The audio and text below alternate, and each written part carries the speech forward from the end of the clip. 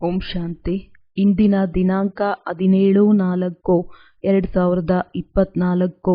ಪ್ರಾರ್ಥ ಮುರುಳಿ ಬಾಪ್ತಾದ ಮಧುಬನ. ಮಧುರ ಮಕ್ಕಳೇ, ಈ ವಿಚಿತ್ರವಾದ ವಿದ್ಯೆಯನ್ನು ಬೇಅದ್ದಿನ ತಂದೆಯು ಓದಿಸುತ್ತಾರೆ. ತಂದೆ ಮತ್ತು ಅವರ ವಿದ್ಯೆಯಲ್ಲಿ ಯಾವುದೇ ಸಂಶಯ ಬರಬಾರದು. ಮೊದಲು ನಮಗೆ ಓದಿಸುವವರು ಯಾರು ಎಂದು ನಿಶ್ಚಯ ಇರಬೇಕು.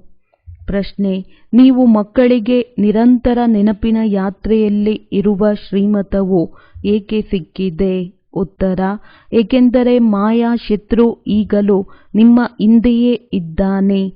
ಯಾವುದು ನಿಮ್ಮನ್ನು ಬೀಳಿಸಿದೆ, ಈಗ ಅದು ನಿಮ್ಮ ಹಿಂದೆ ಬರುವುದು ಬಿಡುವುದಿಲ್ಲ. ಆದ್ದರಿಂದ ಹುಡುಗಾಟಿಕೆ ಮಾಡಬಾರದು.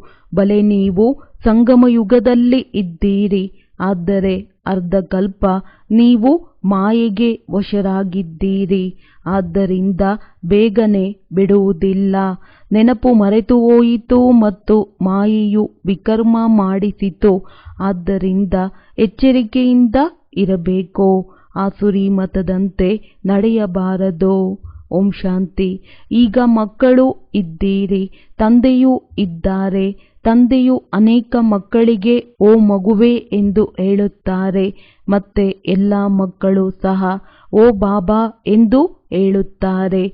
ಮಕ್ಕಳು ಅನೇಕರಿದ್ದಾರೆ, ನೀವು ತಿಳಿಯುತ್ತೀರಿ. ಈ ಜ್ಞಾನ ನಾವು ಆತ್ಮಗಳಿಗಾಗಿಯೇ ಇದೆ. ಒಬ್ಬ ತಂದೆಗೆ ಎಷ್ಟು ಜನ ಮಕ್ಕಳಿದ್ದಾರೆ?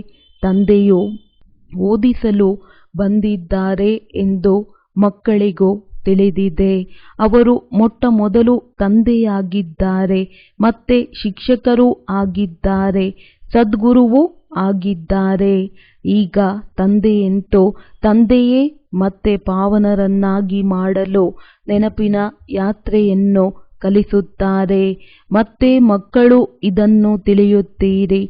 ಈ ವಿದ್ಯೆಯು ಅದ್ಭುತವಾಗಿದೆ. ನಾಟಕದ ಆದಿ ಮಧ್ಯ ಅಂತ್ಯದ ರಹಸ್ಯವನ್ನು ತಂದೆಯ ವಿನಃ ಯಾರೂ ತಿಳಿಸಲು ಸಾಧ್ಯವಿಲ್ಲ. ಆದ್ದರಿಂದ ಅವರನ್ನು ಬೇಅದ್ದಿನ ತಂದೆ ಎಂದು ಹೇಳಲಾಗುತ್ತದೆ. ಈ ನಿಶ್ಚಯವಂತೂ ಮಕ್ಕಳಿಗೆ ಅವಶ್ಯವಾಗಿ ಕುಳಿತುಕೊಳ್ಳುತ್ತದೆ. ಇದರಲ್ಲಿ ಸಂಶಯದ ಮಾತು ಉದ್ಭವಿಸಲು ಸಾಧ್ಯವಿಲ್ಲ. ಇಷ್ಟು ಬೇಅದ್ದಿನ ವಿದ್ಯೆಯನ್ನು ಬೇಅದ್ದಿನ ತಂದೆಯ ವಿನಃ ಅನ್ಯರು ಯಾರೂ ಓದಿಸಲು ಸಾಧ್ಯವಿಲ್ಲ. ಬಾಬಾ ಬನ್ನಿ, ಬಂದು ಪಾವನ ಪ್ರಪಂಚದಲ್ಲಿ ಕರೆದುಕೊಂಡು ಹೋಗಿ ಎಂದು ಕರೆಯುತ್ತಾರೆ. ಏಕೆಂದರೆ ಇದು ಪತಿತ ಪ್ರಪಂಚವಾಗಿದೆ.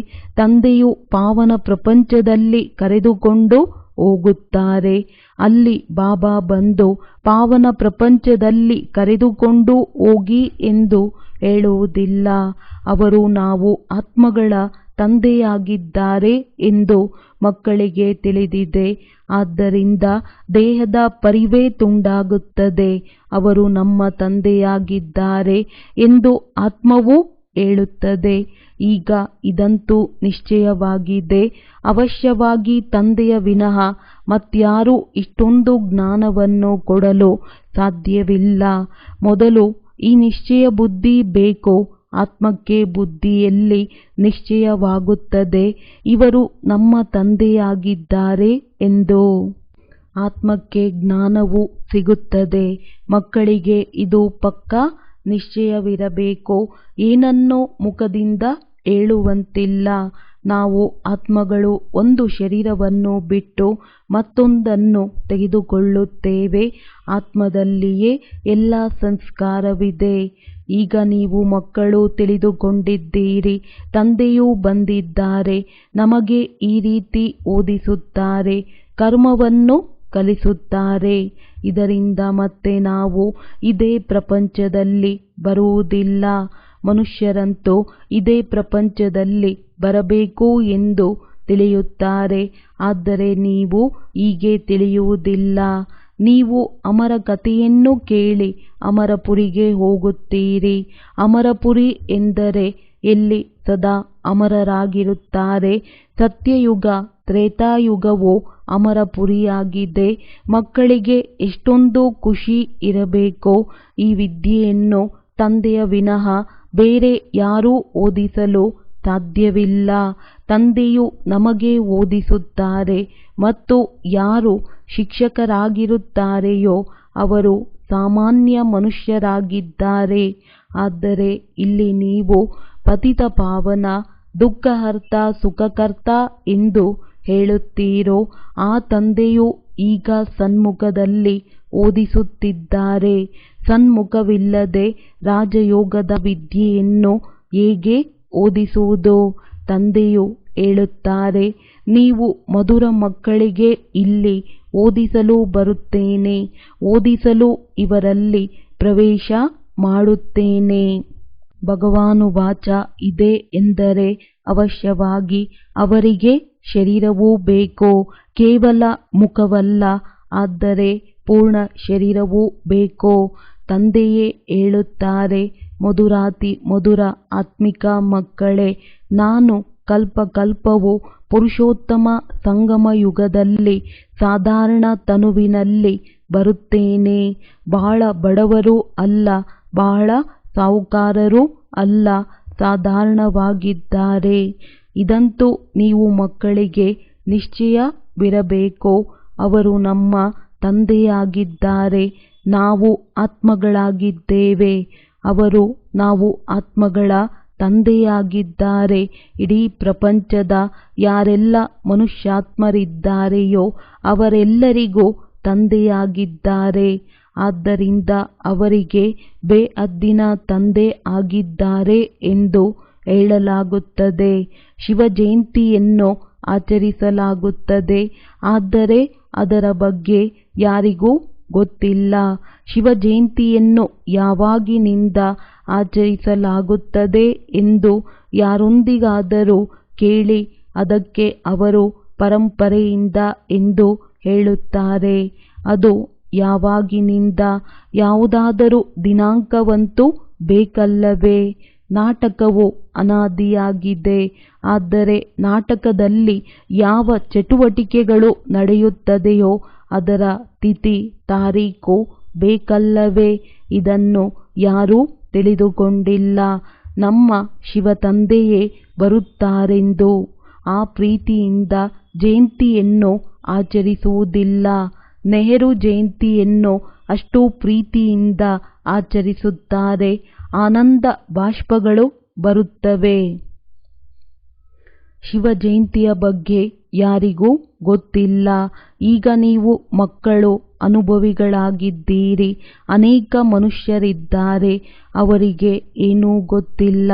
ಎಷ್ಟೊಂದು ಮೇಳಗಳು ಸೇರುತ್ತವೆ, ಅಲ್ಲಿಗೂ ಯಾರು ಹೋಗುವರೋ ಅವರಿಗೆ ಏನೂ ಗೊತ್ತಿಲ್ಲ. ಸತ್ಯವೇನಿದೆ ಎಂದು ತಿಳಿಸಬಹುದು. ಹೇಗೆ ಬಾಬಾರವರು ಅಮರನಾಥದ ಉದಾಹರಣೆಯನ್ನು ತಿಳಿಸಿದರೋ ಅಲ್ಲಿ ಹೋಗಿ ಸತ್ಯವಾಗಿಯೂ ಏನಾಗುತ್ತದೆ ಎಂಬುದನ್ನು ನೋಡಿದರು.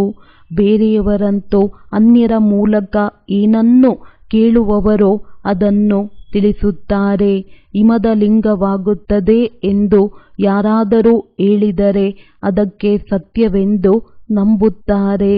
ಈಗ ನೀವು ಮಕ್ಕಳಿಗೆ ಸತ್ಯ ಯಾವುದು, ಅಸತ್ಯ ಏನಾಗಿದೆ ಎಂದು ಅನುಭವವಾಗಿದೆ.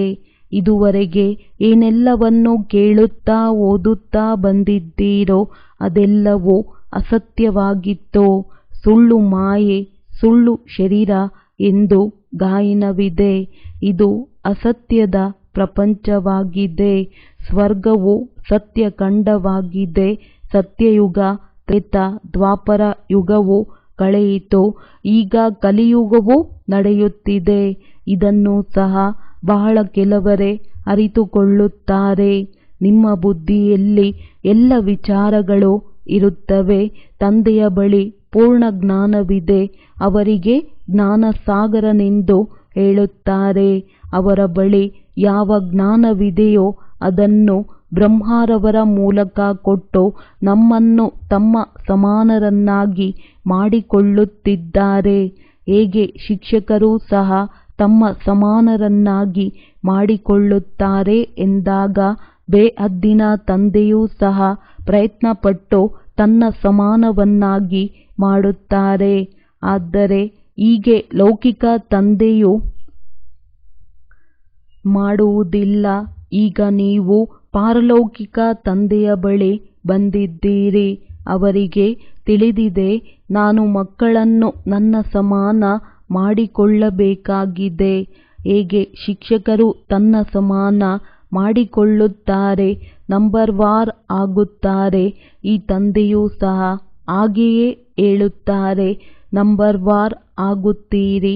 ನಾನು ಯಾವ ವಿದ್ಯೆಯನ್ನು ಓದಿಸುತ್ತೇನೆಯೋ ಇದು ಅವಿನಾಶಿ ವಿದ್ಯೆಯಾಗಿದೆ. ಯಾರು ಎಷ್ಟು ಓದುತ್ತಾರೋ ಅದು ವ್ಯರ್ಥವಾಗಿ ಹೋಗುವುದಿಲ್ಲ.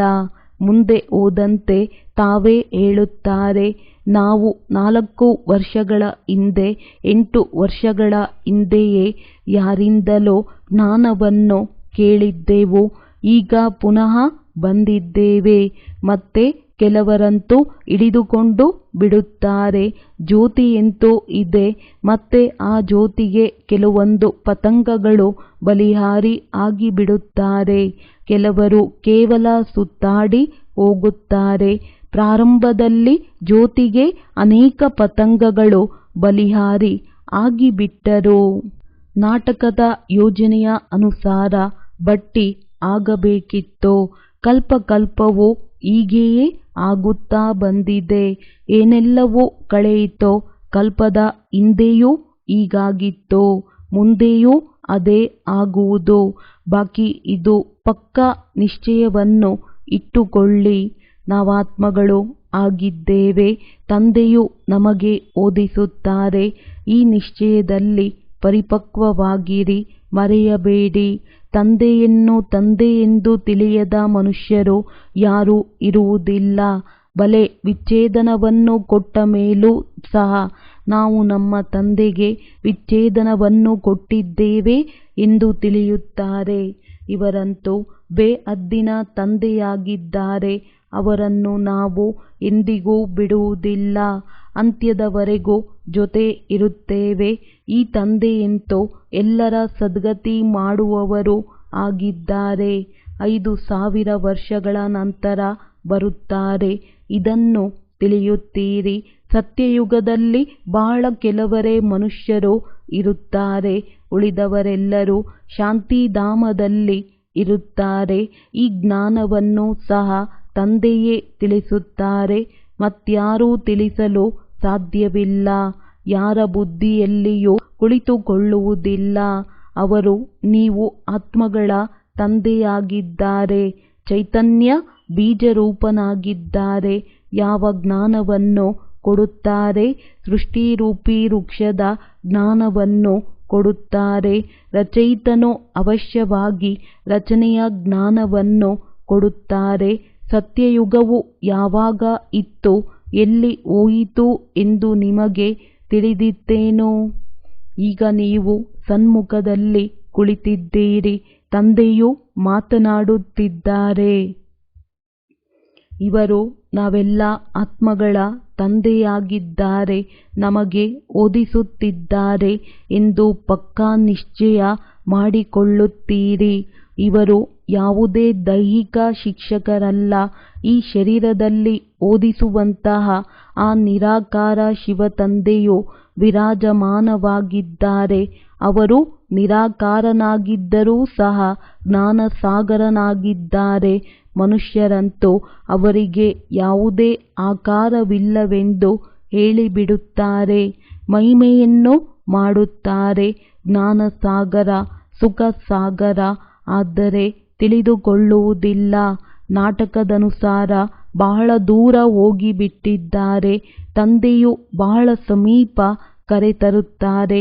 ಇದಂತೂ 5000 ವರ್ಷಗಳ ಮಾತಾಗಿದೆ. ನೀವು ತಿಳಿಯುತ್ತೀರಿ. ಪ್ರತಿ 5000 ವರ್ಷಗಳ ನಂತರ ತಂದೆಯು ನಮಗೆ ಓದಿಸಲು ಬರುತ್ತಾರೆ. ಈ ಜ್ಞಾನವು ಮತ್ಯಾರಿಂದಲೂ ಸಿಗಲು ಸಾಧ್ಯವಿಲ್ಲ. ಈ ಜ್ಞಾನವು ಹೊಸ ಪ್ರಪಂಚಕ್ಕಾಗಿ ಇದೆ. ಇದನ್ನು ಯಾವುದೇ ಮನುಷ್ಯರು ಕೊಡಲು ಸಾಧ್ಯವಿಲ್ಲ, ಏಕೆಂದರೆ ತಮೋಪ್ರಧಾನರಾಗಿದ್ದಾರೆ. ಅವರು ಯಾರನ್ನೂ ಸತೋಪ್ರಧಾನರನ್ನಾಗಿ ಮಾಡಲು ಸಾಧ್ಯವಿಲ್ಲ. ಅವರಂತೂ ತಮೋಪ್ರಧಾನರಾಗುತ್ತಲೇ ಹೋಗುತ್ತಾರೆ. ತಂದೆಯು ನಮಗೆ ಇವರಲ್ಲಿ ಪ್ರವೇಶ ಮಾಡಿ ತಿಳಿಸುತ್ತಿದ್ದಾರೆ ಎಂದು ನೀವು ಈಗ ತಿಳಿದುಕೊಂಡಿದ್ದೀರಿ. ಮತ್ತೆ ಹೇಳುತ್ತಾರೆ, ಹುಡುಗಾಟಿಕೆ ಮಾಡಬೇಡಿ. ಶತ್ರುವು ಈಗಲೂ ನಿಮ್ಮ ಬೆನ್ನ ಹಿಂದೆಯೇ ಇದ್ದಾನೆ. ಇವನೇ ನಿಮ್ಮನ್ನು ಬೀಳಿಸಿದ್ದಾನೆ. ಅವನು ಈಗ ನಿಮ್ಮ ಬೆನ್ನು ಬಿಡುವುದಿಲ್ಲ. ಬಲೆ ನೀವು ಸಂಗಮಯುಗದಲ್ಲಿ ಇದ್ದೀರಿ. ಆದರೆ ಅರ್ಧಕಲ್ಪ ನೀವು ರಾವಣನಿಗೆ ವಶರಾಗಿದ್ದೀರಿ. ಆದ್ದರಿಂದ ಅವನು ಬೇಗನೆ ಬಿಡುವುದಿಲ್ಲ. ಎಚ್ಚರಿಕೆಯಿಂದ ಇರುವುದಿಲ್ಲ. ನೆನಪು ಮಾಡುವುದಿಲ್ಲವೆಂದರೆ ಇನ್ನೂ ವಿಕರ್ಮವನ್ನು ಮಾಡಿಸಿಬಿಡುತ್ತಾನೆ. ನಂತರ ಯಾವುದಾದರೂ ಒಂದು ಏಟು ಬೀಳುತ್ತದೆ. ಈಗಂತೂ ನೋಡಿ, ಮನುಷ್ಯರು ತಮಗೆ ತಾವೇ ಪೆಟ್ಟು ಕೊಟ್ಟುಕೊಂಡಿದ್ದಾರೆ. ಏನೇನೋ ಹೇಳಿಬಿಡುತ್ತಾರೆ. ಶಿವಶಂಕರ ಒಂದೇ ಎಂದು ಹೇಳಿಬಿಡುತ್ತಾರೆ. ಅವರ ಕರ್ತವ್ಯವೇನು ಮತ್ತು ಇವರ ಕರ್ತವ್ಯವೇನು? ಎಷ್ಟೊಂದು ಅಂತರವಿದೆ. ಶಿವನು ಶ್ರೇಷ್ಠಾತಿಶ್ರೇಷ್ಠ ಭಗವಂತ ಆಗಿದ್ದಾರೆ. ಶಂಕರ ದೇವತೆ ಆಗಿದ್ದಾರೆ. ಅಂದ ಮೇಲೆ ಶಿವಶಂಕರ ಒಂದೇ ಎಂದು ಹೇಳಿಬಿಡುತ್ತಾರೆ. ಅವರು ಒಂದೇ ಎಂದು ಹೇಗೆ ಹೇಳಿಬಿಡುತ್ತಾರೆ? ಇಬ್ಬರ ಪಾತ್ರವೇ ಬೇರೆ ಬೇರೆ ಆಗಿದೆ. ಇಲ್ಲಿಯೂ ಅನೇಕರ ಹೆಸರುಗಳು ಹೀಗಿವೆ. ರಾಧೆ ಕೃಷ್ಣ, ಲಕ್ಷ್ಮೀನಾರಾಯಣ, ಶಿವಶಂಕರ ತಮಗೆ ಎರಡೆರಡು ಹೆಸರುಗಳನ್ನು ಇಟ್ಟುಕೊಂಡಿದ್ದಾರೆ. ಅಂದಾಗ ಮಕ್ಕಳು ತಿಳಿಯುತ್ತೀರಿ. ಈ ಸಮಯದವರೆಗೆ ತಂದೆಯು ಏನನ್ನು ತಿಳಿಸಿದ್ದಾರೋ ಅದು ಪುನರಾವರ್ತನೆ ಆಗುವುದು. ಇನ್ನು ಕೆಲವು ದಿನಗಳು ಮಾತ್ರವೇ ಇದೆ. ತಂದೆಯು ಕುಳಿತು ಬಿಡುತ್ತಾರೆಯೇ? ಮಕ್ಕಳು ನಂಬರ್ವಾರಾಗಿ ಓದಿ ಪೂರ್ಣ ಕರ್ಮಾತೀತರಾಗಿ ಬಿಡುತ್ತೀರಿ. ನಾಟಕದನುಸಾರ ಮಾಲೆಯು ತಯಾರಾಗಿ ಬಿಡುತ್ತದೆ. ಯಾವ ಮಾಲೆ? ಎಲ್ಲ ಆತ್ಮಗಳ ಮಾಲೆ ಆಗುವುದು. ಆಗ ಹಿಂತಿರುಗಿ ಹೋಗುತ್ತೀರಿ. ನಂಬರ್ 1 ಮಾಲೆಯಂತೂ ನಿಮ್ಮದಾಗಿದೆ. ಶಿವತಂದೆಯ ಮಾಲೆಯು ಬಹಳ ದೊಡ್ಡದಾಗಿದೆ. ಅಲ್ಲಿಂದ ನಂಬರ್ ವಾರ್ ಪಾತ್ರವನ್ನು ಅಭಿನಯಿಸಲು ಬಂದಿದ್ದೀರಿ. ನೀವು ಎಲ್ಲರೂ ಬಾಬಾ ಬಾಬಾ ಎಂದು ಹೇಳುತ್ತೀರಿ. ಎಲ್ಲರೂ ಒಂದೇ ಮಾಲೆಯ ಮಣಿಗಳಾಗಿದ್ದೀರಿ. ಎಲ್ಲರಿಗೆ ವಿಷ್ಣುವಿನ ಮಾಲೆಯ ಮಣಿಗಳು ಎಂದು ಹೇಳುವುದಿಲ್ಲ. ಇದನ್ನು ತಂದೆಯು ಓದಿಸುತ್ತಾರೆ. ಸೂರ್ಯವಂಶೀಯರೇ ಆಗಬೇಕಾಗಿದೆ. ಸೂರ್ಯವಂಶಿ, ಚಂದ್ರವಂಶಿ ಯಾವುದು ಕಳೆದು ಹೋಯಿತೋ ಅದು ಮತ್ತೆ ಬರುತ್ತದೆ. ಈ ಪದವಿಯು ವಿದ್ಯೆಯ ಆಧಾರದಿಂದಲೇ ಸಿಗುತ್ತದೆ. ತಂದೆಯ ವಿದ್ಯೆ ಇಲ್ಲದೆ ಈ ಪದವಿಯು ಸಿಗಲು ಸಾಧ್ಯವಿಲ್ಲ. ಚಿತ್ರವೂ ಇದೆ.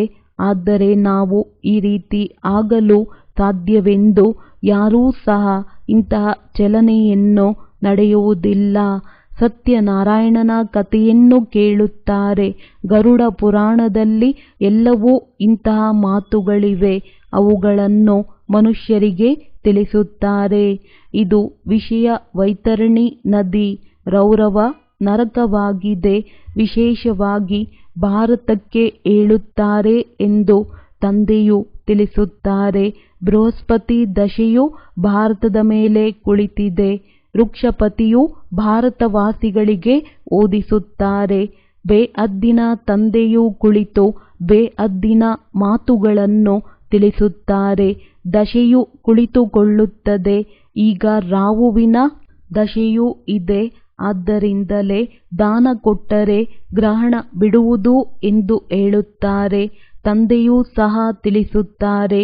ಈ ಕಲಿಯುಗದ ಅಂತ್ಯದಲ್ಲಿ ಎಲ್ಲರ ಮೇಲೆ ರಾಹುವಿನ ದಶೆ ಇದೆ. ಈ ವೃಕ್ಷಪತಿಯಾದ ನಾನು ಭಾರತದ ಮೇಲೆ ಬೃಹಸ್ಪತಿಯ ದಶೆಯನ್ನು ಕೂರಿಸಲು ಬಂದಿದ್ದೇನೆ. ಸತ್ಯಯುಗದಲ್ಲಿ ಬೃಹಸ್ಪತಿ ದಶೆಯು ಭಾರತದ ಮೇಲೆ ಇತ್ತು. ಈಗ ರಾಹುವಿನ ದಶೆ ಇದೆ. ಇದು ಬೇಅದ್ದಿನ ಮಾತಾಗಿದೆ. ಇದು ಯಾವುದೇ ಶಾಸ್ತ್ರ ಮೊದಲಾದವುಗಳಲ್ಲ. ಈ ಪತ್ರಿಕೆ ಮೊದಲಾದವುಗಳೂ ಸಹ ಯಾರು ಮೊದಲು ಏನಾದರೂ ತಿಳಿದುಕೊಂಡಿರುತ್ತಾರೋ ಅವರಿಗೆ ಅರ್ಥವಾಗುತ್ತದೆ. ಈ ಪತ್ರಿಕೆಗಳನ್ನು ಓದುವುದರಿಂದ ಅವರು ಇನ್ನೂ ಹೆಚ್ಚಿನದಾಗಿ ತಿಳಿದುಕೊಳ್ಳಲು ಓಡುತ್ತಾರೆ. ಉಳಿದವರಂತೂ ಏನನ್ನೂ ತಿಳಿಯುವುದಿಲ್ಲ. ಯಾರು ಸ್ವಲ್ಪ ಓದಿ ಮತ್ತು ಬಿಡುತ್ತಾರೆಂದರೆ ಅವರಲ್ಲಿ ಮತ್ತೆ ಸ್ವಲ್ಪ ಜ್ಞಾನದ ಎಣ್ಣೆಯನ್ನು ಹಾಕುವುದರಿಂದ ಮತ್ತೆ ಜಾಗೃತರಾಗಿ ಬಿಡುತ್ತಾರೆ. ಜ್ಞಾನಕ್ಕೆ ಎಣ್ಣೆ ಎಂದು ಹೇಳಲಾಗುತ್ತದೆ. ತಂದೆಯು ನಂದಿ ಹೋಗಿರುವ ದೀಪದಲ್ಲಿ ಎಣ್ಣೆಯನ್ನು ಹಾಕುತ್ತಿದ್ದಾರೆ. ಹೇಳುತ್ತಾರೆ, ಮಕ್ಕಳೇ, ಮಾಯೆಯ ಬಿರುಗಾಳಿಗಳು ಬರುತ್ತವೆ, ದೀಪವನ್ನು ನಂದಿಸಿ ಬಿಡುತ್ತವೆ. ಜ್ಯೋತಿಗೆ ಕೆಲವೊಂದು ಪತಂಗಗಳು ಸುಟ್ಟು ಹೋಗುತ್ತವೆ, ಕೆಲವು ಸುತ್ತಾಡಿ ಹೊರಟು ಹೋಗುತ್ತವೆ. ಅದೇ ಮಾತು ಪ್ರತ್ಯಕ್ಷ ರೂಪದಲ್ಲಿ ನಡೆಯುತ್ತದೆ. ಎಲ್ಲರೂ ನಂಬರ್ವಾರ್ ಪತಂಗಗಳಾಗಿದ್ದೀರಿ. ಮೊದಲು ಒಮ್ಮೆಲೆ ಮನೆಮಠವನ್ನು ಬಿಟ್ಟು ಬಂದರು, ಪತಂಗಗಳಾದರು.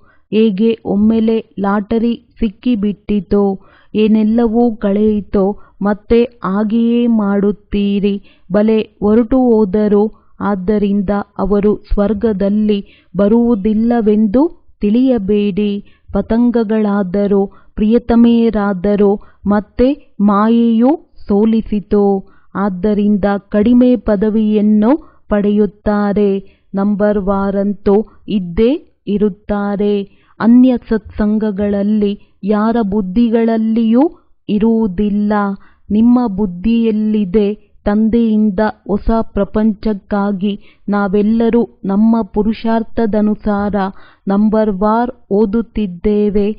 ನಾವು ಬೇಹದ್ದಿನ ತಂದೆಯ ಸನ್ಮುಖದಲ್ಲಿ ಕುಳಿತಿದ್ದೇವೆ. ಆತ್ಮವು ಸ್ಥೂಲ ಕಣ್ಣುಗಳಿಗೆ ಕಾಣಿಸುವುದಿಲ್ಲ, ಅದು ಅವ್ಯಕ್ತವಾಗಿದೆ. ಅದನ್ನು ದಿವ್ಯ ದೃಷ್ಟಿಯ ಮೂಲಕವೇ ನೋಡಬಹುದಾಗಿದೆ ಎಂದು ಇದು ಸಹ ತಿಳಿದಿದೆ.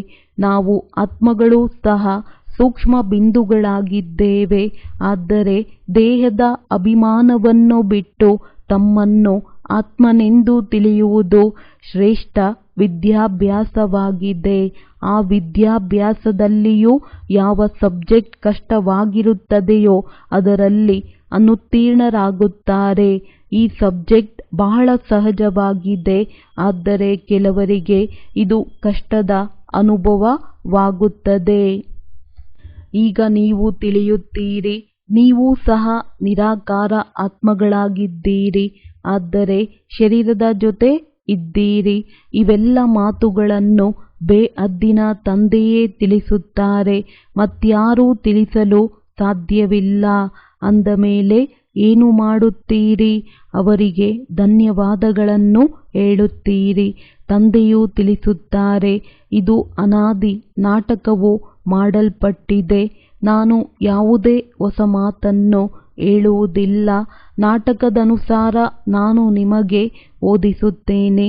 ಧನ್ಯವಾದಗಳನ್ನು ಭಕ್ತಿ ಮಾರ್ಗದಲ್ಲಿ ತಿಳಿಸುತ್ತಾರೆ. ವಿದ್ಯಾರ್ಥಿಗಳು ಚೆನ್ನಾಗಿ ಓದಿದರೆ ನಮ್ಮ ಹೆಸರು ಪ್ರಸಿದ್ಧ ಆಗುವುದು ಎಂದು ಶಿಕ್ಷಕರು ಹೇಳುತ್ತಾರೆ. ವಿದ್ಯಾರ್ಥಿಗಳಿಗೆ ಧನ್ಯವಾದಗಳನ್ನು ಹೇಳುತ್ತಾರೆ. ಯಾರು ಚೆನ್ನಾಗಿ ಓದುತ್ತಾರೆ, ಓದಿಸುತ್ತಾರೆಯೋ ಅವರಿಗೆ ಧನ್ಯವಾದಗಳನ್ನು ತಿಳಿಸಲಾಗುತ್ತದೆ. ವಿದ್ಯಾರ್ಥಿಗಳು ಮತ್ತು ಶಿಕ್ಷಕರಿಗೆ ಧನ್ಯವಾದಗಳನ್ನು ಹೇಳುತ್ತಾರೆ.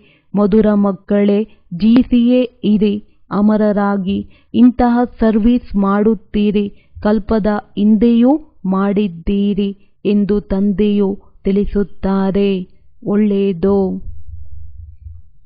ಮಧುರಾತಿ ಮಧುರ ಅಗಲಿ ಮರಳಿ ಸಿಕ್ಕಿರುವಂತಹ ಮಕ್ಕಳಿಗೆ ಪ್ರೀತಿಯ ಮಾತ್ಪಿತಾ ಬಾಪ್ ದಾದಾರವರ ನೆನಪು, ಪ್ರೀತಿ ಹಾಗೂ ಸುಪ್ರಭಾತ. ಆತ್ಮೀಯ ಮಕ್ಕಳಿಗೆ ಆತ್ಮೀಯ ತಂದೆಯ ನಮಸ್ತೆ. ಧಾರಣೆಗಾಗಿ ಮುಖ್ಯ ಸಾರ: ಸದಾ ನಶೆ ಹಾಗೂ ನಿಶ್ಚಯವಿರಲಿ. ನಮಗೆ ಓದಿಸುವವರು ಯಾವುದೇ ದೈಹಿಕ ಶಿಕ್ಷಕರಲ್ಲ. ಸ್ವಯಂ ಜ್ಞಾನಸಾಗರ ನಿರಾಕಾರ ತಂದೆಯು ಶಿಕ್ಷಕರಾಗಿ ನಮಗೆ ಓದಿಸುತ್ತಿದ್ದಾರೆ. ಈ ವಿದ್ಯೆಯಿಂದಲೇ ನಾವು ಸತೋಪ್ರಧಾನರಾಗಬೇಕಾಗಿದೆ. ಆತ್ಮರೂಪಿ ದೀಪದಲ್ಲಿ ಪ್ರತಿನಿತ್ಯವೂ ಜ್ಞಾನದ ಎಣ್ಣೆಯನ್ನು ಹಾಕಬೇಕಾಗಿದೆ. ಜ್ಞಾನದ ಎಣ್ಣೆಯಿಂದ ಸದಾ ಈ ರೀತಿ ಪ್ರಜ್ವಲಿತರಾಗಿರಬೇಕು. ಮಾಯೆಯ ಯಾವುದೇ ಬಿರುಗಾಳಿಗಳು ಅಲುಗಾಡಿಸಲು ಸಾಧ್ಯ ಆಗಬಾರದು. ಪೂರ್ಣ ಪತಂಗಗಳು ಆಗಿ ಜ್ಯೋತಿಗೆ ಬಲಿಹಾರಿ ಆಗಬೇಕು. ವರದಾನ: ಸದಾ ಒಬ್ಬ ತಂದೆಯ ಸ್ನೇಹದಲ್ಲಿ ಸಮಾವೇಶವಾಗಿರುವಂತಹ ಸಹಯೋಗಿ ಆತ್ಮಭವ. ಯಾವ ಮಕ್ಕಳಿಗೆ ತಂದೆಯ ಜೊತೆ ಅತಿಯಾದ ಸ್ನೇಹವಿದೆ, ಆ ಸ್ನೇಹಿ ಆತ್ಮ ಸದಾ ತಂದೆಯ ಶ್ರೇಷ್ಠ ಕಾರ್ಯದಲ್ಲಿ ಸಹಯೋಗಿಯಾಗುತ್ತಾರೆ. ಮತ್ತು ಯಾರು ಎಷ್ಟು ಸಹಯೋಗಿ ಅಷ್ಟೇ ಸಹಜ ಯೋಗಿಗಳಾಗುತ್ತಾರೆ. ತಂದೆಯ ಸ್ನೇಹದಲ್ಲಿ ಸಮಾವೇಶವಾಗಿರುವ ಸಹಯೋಗಿ ಆತ್ಮ ಎಂದು ಮಾಯೆಯ ಸಹಯೋಗಿಯಾಗಲು ಸಾಧ್ಯವಿಲ್ಲ. ಅವರ ಪ್ರತಿ ಸಂಕಲ್ಪದಲ್ಲಿ ಬಾಬಾ ಮತ್ತು ಸೇವೆ ಇರುವುದು. ಆದ್ದರಿಂದ ನಿದ್ರೆಯಾಗಿರುವುದಿಲ್ಲ. ಹೇಗೆ ಸಂಪಾದನೆ ಮಾಡಿ ಖುಷಿಯಲ್ಲಿ ಮಲಗಿರುತ್ತಾರೆ, ಅಷ್ಟು ಪರಿವರ್ತನೆಯಾಗಿ ಬಿಡುವುದು. ಸ್ಲೋಗನ್: ಪ್ರೇಮದ ಕಣ್ಣೀರು ಹೃದಯವೆಂಬ ಡಬ್ಬಿಯಲ್ಲಿ ಮುತ್ತಿನಂತೆ ಆಗಿಬಿಡುವುದು. ಒಳ್ಳೆಯದು. ಓಂ ಶಾಂತಿ.